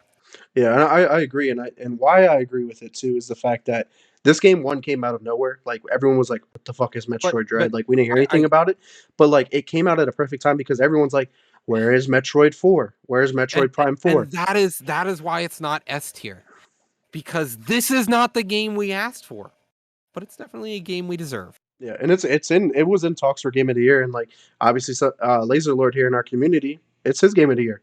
Nothing wrong with that. It seems like a fun game. It's one of the games Yeah. I eventually want to check out on the Switch for sure. No, I definitely agree. And let's move on to another game that I think deserves to be an S tier. I think Guardians of the Galaxy. This deserves to be an S tier. I think this itself I personally wouldn't put it any higher than Death's Door or Returnal or Village or Hmm. Forza Horizon 5. Um but I this game, from The what I time has saw, come. it deserves S. Yeah. It's better than Pokemon Snap. It's better than It Takes Two. But I think until I play all of them, I can't really break down where this Which one's belongs better? in Yeah. S tier. Yeah, Yeah. I've only but played the first 4 chapters of the game, and I wanna be able to play this game for a couple hours at a time, so that's why I haven't been picking it up, so 'cause I've only been, like, limited. It's the holidays, I got a bunch of shit going on, yeah, so it's like, I wanna wait till I have the time to play this game, and I know Spooky Crew here has been streaming it, he's been enjoying it, he's, like, halfway through the game, so this is yeah, arguably like, this is, like, night and day difference of what happened with Marvel Avengers. We all know that that game super flopped, had so much yeah. potential, but it flopped. This game And here and had and, and came out that's of nowhere. exactly right. Spooky is right. It was a dark horse. We saw nothing, and then it was like in our face, and it was like Yeah. it's good, and we're like, Bro, what? I remember when this was announced. This was first announced at E3 of 2021. Me and Miko were streaming the show. We were like, "Yo, what the fuck? We weren't expecting this game. Yo, it looks dope. The visuals, the Yeah, play, like the mechanics, the gameplay. Like this game does not disappoint. The soundtrack is phenomenal. I know this is definitely hard to stream because like you can turn on like the streamer mode, but there's so much music in that game that you're like, yo, this game gets you hype and gets you going and stuff like that. So if you haven't played it, definitely play it. It's definitely going to be a game that I beat, and I'm super excited to get back to it. all right, so let's talk about another game that a first place, a deep, story rich, single player game that didn't turn out to be that. Biomutant. I think this game deserves to be low C. I don't think this deserves anywhere higher than it. I looked at it and I wanted this to be good. I wanted this to be so good, and it didn't come through. I watched it, I watched people play it, I watched the combat. It felt like somebody was like, "Let me do a Dark Souls ripoff with furries," and then failed. Right. I actually played through this game and I actually beat it. Um, it seemed like a very simplistic game. Like it wasn't trying to be too much. It didn't try to do too much. It had meaning, it had purpose. The boss battles didn't seem too overwhelming. Like, man, like I'm dying over here, like I can't get it. Like the combat seemed a little bit clunky, but once you figured it out and figured out the combos and stuff like that, because there was combos, like if you did like Yeah, XXY yeah. or whatever, like you did special attacks and they can build up a meter. And then you had like the kung fu master ability or whatever the hell it was, and it was just cool. And it had like the RPG elements. You can get different special abilities. You leveled up. You can modify your gear and create wacky shit. Like it was just a wacky, fun game. And I arguably say it's better than Cold War and Vanguard and Sure. Battlefield because if it was me, like I had more fun playing Biomutant than I did playing either Call of Duties over the past year. That's 100% fair. Let's talk about another, combo driven first player story game, Near Replicant. Near Replicant is an old game that got re-released this year on PC, and it's called version 1.22, and a bunch of extra numbers. Near Replicant, this game has a whole new ending, a whole new take, uh, and I think this game right here. One sec, Hakeem. There is two, but we broke out the zombies because we wanted to talk about how COD isn't just the multiplayer and the story, but it's also the zombies. And we talked about Cold War Forsaken as well as just Cold War. And honestly, the zombie games, that's where all the love and care is going into the games. Like the Yeah, the zombies Treyarch, mode yeah. is so good. And then we talked about how Call of Duty Vanguard said, "Well, fuck zombies. We care about the multiplayer and story only." And then that's why we're like, this is garbage. Yeah, for So sure. I want to, but talking about Near Replicant, this game for me, I've been streaming my entire playthrough of every ending because this game, the only way to actually experience the rework of this game is to beat the game 5 times. And Hmm. then the sixth time you play it is the new ending for the game. I want to put this high A. I have my issues with it. I think this game belongs right behind Dread, but ahead of Valheim. Okay. Yeah, I definitely To agree. me, This was one of my first entries into playing and JRPG JRPG. like Yeah, through and through, like start to finish. Let me beat it. Yeah, I just did the basic ending. I didn't go through and replay it multiple times. I wasn't into that. Um, but it was fun. It was different take every day. I was like, man, I gotta play through. Like, damn, this story keeps getting crazy. Like, oh man, like yeah, and the spoiler alert, your fucking sister's dying, and you're like, yeah. yo, what do I do? How can I Well, save her? and And like and that's not the only whole that, drive to the game. and not only that, the whole game is just you feel like while everyone I'm fighting is the bad guys, and as you're playing through the game, you realize that you're not actually human. You're just a shell that the shades are supposed to inhabit. And then you learn as you're playing, you listen to these shades and it starts showing you cutscenes every time you start a new playthrough. You'll see a story about a shade. Like a shade just makes friends with a robot. Like you fight this robot and shade together and you're like, fuck you, dude. Well, how you got a fucking robot? Well, you learn that the robot, he adopted the robot and he's like, we're best friends. I love you. We're family. And then you show up in the shade. Literally, you can start hearing the shades talk and you're like, wow, I'm the bad guy.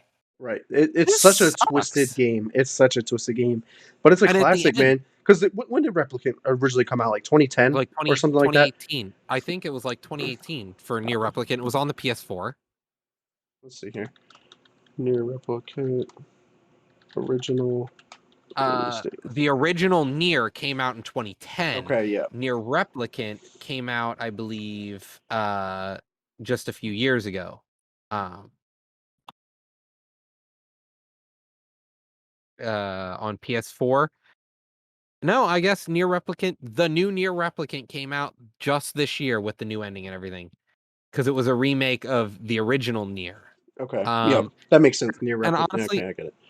yeah, so I honestly I think this game deserves an A status. I don't think it was the best game I've ever played because I've had my issues with it, Hmm. but this game was good. It was very good. It just felt weird because you had to play it through it multiple times, so the game Right. wasn't meant for like, oh, completionist things like that.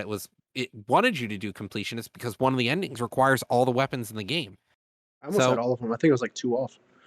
yeah, and I you was get trying to one of find the weapons everything. from yeah, once you start up the game again for B ending, you'll get the next Oh weapon or yeah. two, and that's Then it. I was probably right there. Yeah, you could have played through 3 more times and gotten all the extra stuff. It's so good. It could be a game that I Talk revisit to get through the endings if I was bored Yeah, one day. Unless we yeah, get shut down again from the pandemic. yeah, maybe. Omnicron shutdown of 2022, baby. So, let's talk about a game that came out of left field, Psychonauts. Psychonauts 2 this year just dropped. This is almost 20 years after the original released for Xbox. I think it was The OG Xbox Xbox, yeah. Yeah, the OG Xbox. I played this on the OG Xbox, and then I played Psychonauts again on PC on Game Pass. And honestly, I haven't played Psychonauts 2 yet. And I was about to start a playthrough of it the other day, and I was like, I don't know. And then I put it off for a month or two, and I was like, I still haven't done it. Mhm. But all I hear is good things from it. Yeah, it wanted to be. I think it's in talks for Game of the Year. I think it was on that It is. list. Yeah. It is trying to take a category right now. It is Double Fine, and Double Fine is good. Yeah. I've never been unimpressed by a Double Fine game. Double Fine has made some of my favorite games.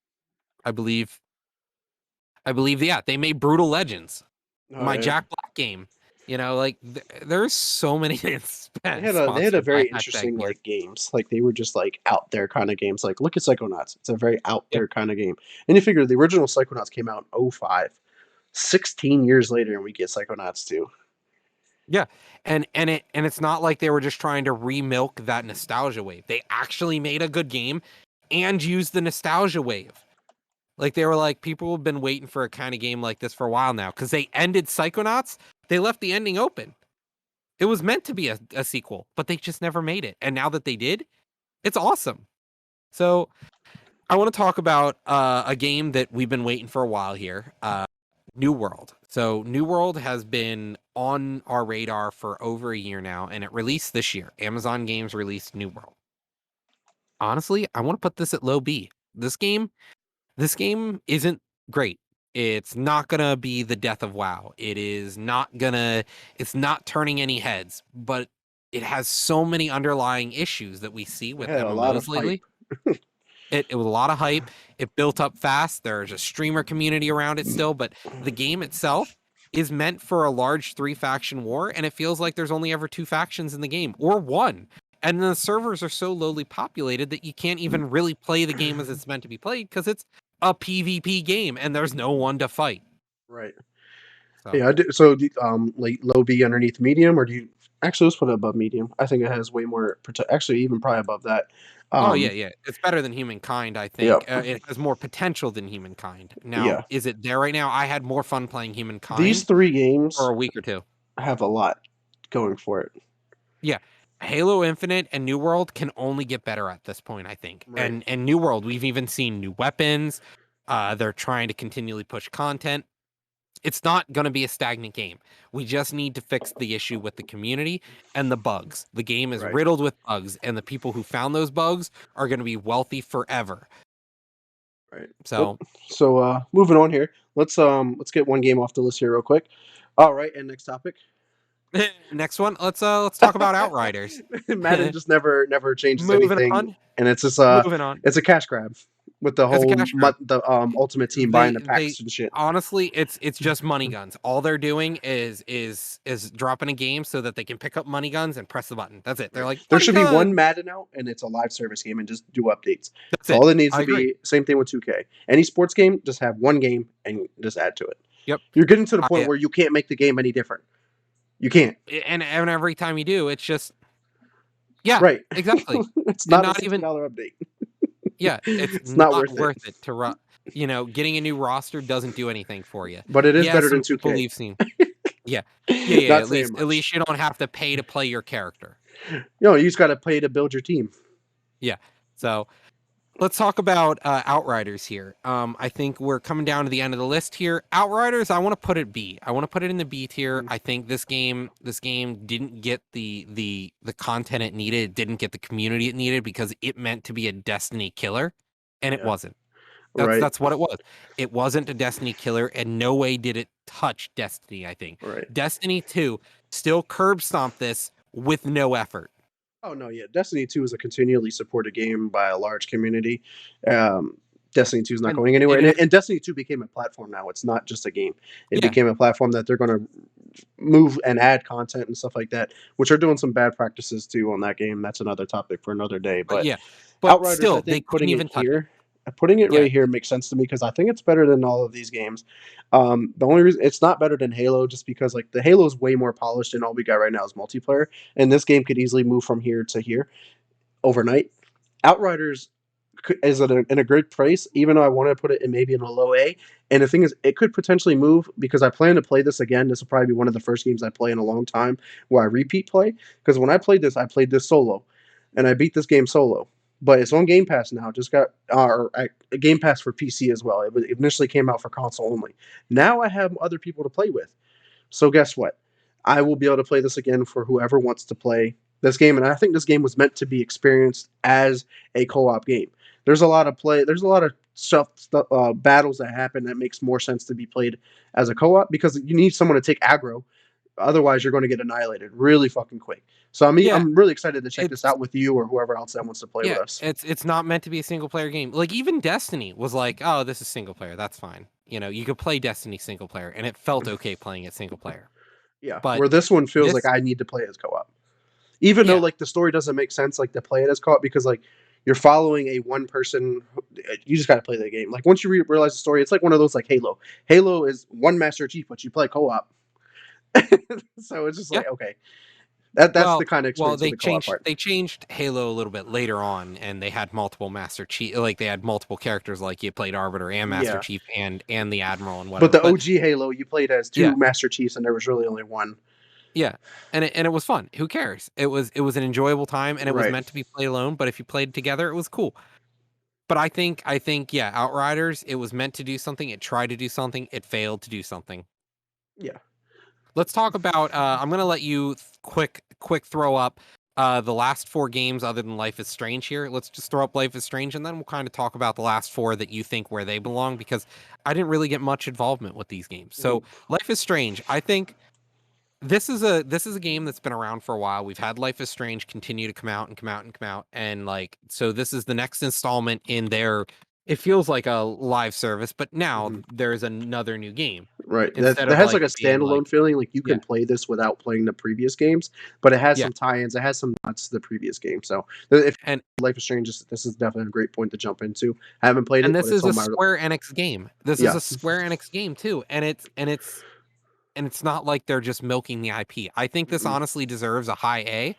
I haven't played it yet. I haven't experienced the story, but I've only heard good things about it. I want to put this above Metroid Dread because for me, if I play this and I enjoy it, I want to move this to S tier. Mhm. This could No, belong I in S agree, tier for me. and I like the bundles that you can buy this in. Like, you can buy, like, the more expensive version, and it comes with the remastered versions of the older games.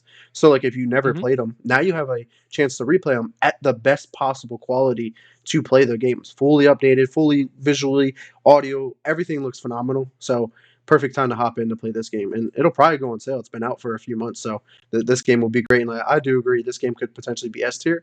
It's in the running for a lot of, Game of the Year awards, from like audio to visuals to just being game of the year. So Yeah. I definitely agree. All right. So let's talk about Far Cry 6 for a minute here. Okay. Given that Far Cry 6 is probably the first Far Cry game that I've actually ever played, which is crazy to think like, well, everyone should know at this point that I wasn't really much of a story driven game. Like, I didn't really play a lot of games to begin with, but now my catalog is open. Far Cry 6 was very enjoyable. I feel like every little thing I did in the game had meaning, had purpose. Like, granted, it's like it's a Ubisoft open world game. So you're Yeah. doing a bunch of shit that may seem like no sense, but like I was able to relate why I was taking over checkpoints, why I was taking over bases, because Yeah. you are a military, you're the uprising, you're the revolution. You're trying to take over the country because it sucks. It's doing some unpractical, unethical stuff, and you're trying to take over. Well, it only makes sense to take over checkpoints and military bases. 'Cause how else are you going to move through? Like that's how But military then works. you talk about unethical, and then you're like, let me go just fucking do cockfighting over here real quick. I through the entire game, not once did I do one cockfighting. Okay. All I right. All right. collected the different chickens because they were like collectibles and shit, and then you can go and battle. Not once did I play one because I don't think it's fun or even ethical to do that kind of stuff. It was like basically like um what's the side scrolling fighter game? I'm drawing a blank right now. There's tons of them. The big ones. Smash, S- No, or not Tekken, or yeah, like Tekken. uh, okay, Yeah, yeah, like no, Tekken. It was like I get you. Tekken but with chickens. So I was just like, all right, yeah, it's a cool concept. Yeah, Street It's a Fighter kind. but It it's like was Chicken what Street what Fighter. what if they would have did a mini game like that but with dogs? Yeah, Why is that any exactly. different? But like I get the whole time. Like they do that stuff down there in the Caribbean and the islands and stuff like that, and maybe Cuba, even though the game's not in Cuba, but it's supposed to resemble Cuba. But having John Carlo, but I mean, just to back it up, all Far Cry games are known for their villain. Their villains are Yeah, super iconic. They're really yeah. out there. You're like, what the fuck? This guy is awful. Like, And well, origin. John Carlo was the perfect villain to put in Far Cry. Like he's the perfect villain now for TV shows and movies. Like he's every character he plays in, he's a villain. He's a bad guy. 90% of the time, he's a bad guy. I mean, look at him in The Mandalorian. He's the perfect bad guy. So it's just like to make sense. But overall, this game was enjoyable. I would probably put this like low A. I'd put this in high B, if anything. It'd do better than Outriders, but not Yeah, Halo. yeah. And the reason I'd say this is it's a playable game. Uh, but I don't know. from what I understand, looking at the community, this isn't a good game. It's just another Far Cry Mhm. Ubisoft clone. That's it. It has nothing of value to it. Yeah, and I And think and even I'm the able to rank it higher because I have a clear slate that I've never yeah, played any other Far Cry game. but knowing the series and even the diehard fanboys out there, even they were disappointed. Like seeing a 3.3 Metacritic review on this, maybe it was badly review bombed, but it doesn't look like it did well. Yeah, Only the critics said highly of it. yeah. I mean, it was fun, enjoyable. Would I go back to it? No. I mean, I'm not going back to any other game, but All right. even with future content. But moving on here So, to a couple more. I'll do these last two small ones before I get to an underrated yep, game. Last Stop was a game that I checked out because it was on, I think, Game Pass, and I was playing this at work a lot through the Game Pass at work, and it was a game that I could hop on, hop out any given time, and it was like just like a story-driven, like visual novel kind of game. So like you're just going through and you play as like three different characters, and like all three paths are technically intertwined, and then by the time you get to the end of it, like all three characters are together. And yeah, I'm not even going to spoil it, but the end of the game has you mind fucked. You're like, what? How? what? Where? Yeah, Like it has you when? like, and you're just like, oh my goodness, like this shit's crazy. And I Okay, highly recommend checking this game out. This game doesn't take that long to beat. You could probably beat this in a couple of days, maybe one day if you're playing like a long playthrough. So overall, this one was really enjoyable. I think it's one. I think it's better than 12 minutes. okay. Um, just the story, like I felt like I was more engaged, had more purpose and stuff like that. Where like 12 minutes was just like a, it was a cool game. It was different. I don't really do the whole time loop games, so but Last Stop But was a really fun game. you felt it's worse than Far Cry though? Yeah, I feel like there Yeah. was way more story in Far Cry and more Okay. purpose and more in Well, how meaning about everything I Onmo? did. How Omno, about on Omno? the fact that this was made by one person, indie developed, one person game, visually, visuals is what gets me in games, and this game looks fucking beautiful. And the different mechanics and the way you traverse the world, like each like level, you have to like collect things and do things and like platform and get to different things and whatnot. Each level you learn like a new ability, and then you use that on top of your other ones to get to these abilities. And it was just like it was a little bit challenging, and it was just fun, and it was just like a relaxing game. It was one of those games you can just like zone out and play and have fun because there was like there was no like nobody talking ever. Everything that you clicked on, you had to read. And people who know my stream and also on YouTube, if you want to check it out, my playthroughs on YouTube, I just gotta get the last part up. I was reading it out loud, having some fun with it, and just it was a really relaxing, enjoyable game that I could play late night or at work Yeah. or whatever I was doing. So where So would you put it? there's definitely another B category. So it's just tough. These three games here, being all indie developed games, really fun. These three are like in the same spot. Like if I could put them in the same spot, I would. Mhm. So there it is. Now on to All the right. last one here. One of the most underrated games, one that slid underneath everybody's radar because of this game right here, because this came out about a year ago, and so did this, but it came out around the same time. And it was a Ubisoft game, but it was a different take. This was a new IP. It was completely different. And I don't think I've had so much fun playing an open world Ubisoft game in so long. And this easily goes um, here or here because it was just that much fun. And Mhm. I highly recommend anybody who enjoys open world games go check this out. And then with the DLC that came out, they had like three different DLCs come out, and some of them changed up the different ways of playing this. Like this is like a third person like action adventure game. It's like a Zelda Breath of the Wild with like Assassin's Creed, like had a baby. That's what you get here. But like then it put it into like a top down perspective in the DLC. Like added new characters, and it was fun. It was 100% fun, and I loved going into like you would jump into these portals, and it would take you to like this new mythological area, and it was like a puzzle, and you had to solve to unlock certain areas to collect things, and then get the Zeus's bolts, and then that's how you would like level up and stuff like that. And once you get that, you beat that like portal, and then you would go on back into the big world, open world, and you would just travel around, beat the It's like monsters. a traditional RPG really, like playing Spyro or any of the other ones from back in the day. Yeah, a lot of fun. I think this was like a perfect time. Well, it was a bad time for the game to come out because it just completely was It had to missed. stand up against so much other It competition. went through that whole name changing thing because this game was originally called like Gods versus Monsters or Gods and Monsters or something like that, and then it got rebranded to Immortals: Phoenix Rising. So I think it got lost in the community when it had that name change as well. But And anybody, not only I think the other thing to take into account is, as you said, it's a Ubisoft game, but it mm, actually is a new IP. It did it's a new something. IPA, It wasn't Far Cry. It wasn't, it wasn't the same thing we're getting over and over again. right? And that's what I like. Like I hope Ubisoft can move that way because they have a Star Wars game in oh, Yo, wrong you page. take it. Yeah, you taking the screen off for us there. My bad. I was Yeah, trying to look up who developed which studio developed Immortals: Phoenix Rising, and I just I hope that they can move forward because like I said, Star Wars It, is coming out and they're being made by the developer who made the Division. And the Division was a good game. It had some flaws, had issues, but it has a lot of potential, and the updates that they released were good and made the game enjoyable. Like they still have a community. They release weekly updates. Like that game is fun. So I'm eager to see how they do a Star Wars game. I hope it's not like yeah, copy and paste with the open world Star Wars, but I'm eager to see what they do with it. But Immortals Phoenix Rising was made by their where it's not on here developer Ubisoft Milan and Quebec. Milan, yeah. So this is they were known for making the Mario and Rabbids game. They helped out with Assassin's Creed Black Flag, and they also helped out with the new So Mario game. this is a studio that's made good things. You Yeah. know, Black Flag was great. Mario versus Rabbits, that was good. It was like these are some games that came under the radar, but actually were very good.